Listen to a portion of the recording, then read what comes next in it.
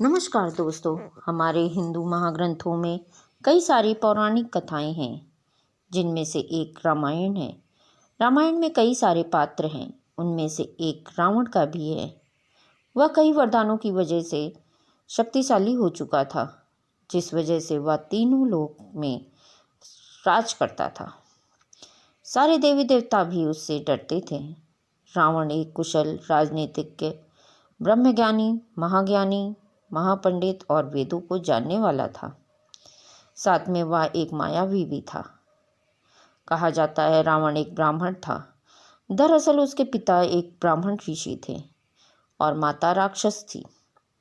रावण के पिता ने 2 शादियां की थीं। पहली पत्नी से कुबेर का जन्म हुआ। दूसरी पत्नी से रावण, कुंभकर्ण, विभीषण और सुपनखा पैदा हुई थी।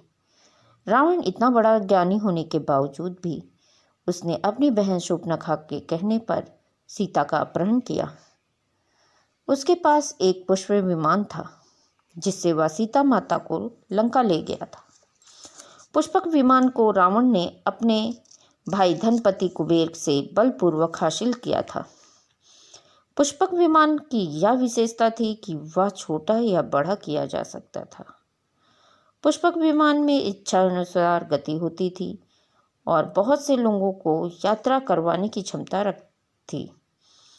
यह विमान आकाश में स्वामी की इच्छा अनुसार भ्रमण करता था। रावण सीता जी को महल में रखना चाहता था, लेकिन सीता जी ना मानी।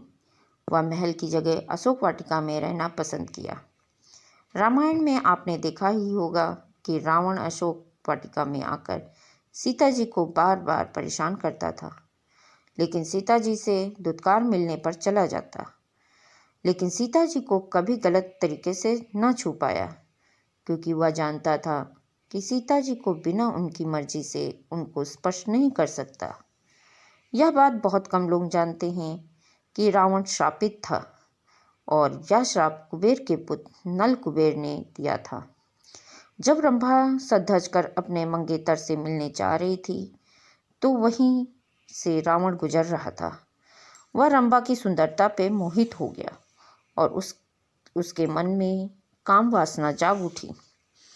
रंभा ने उसकी गंदी नीयत को देखकर उससे प्रार्थना की कि वह उसे छोड़ दे।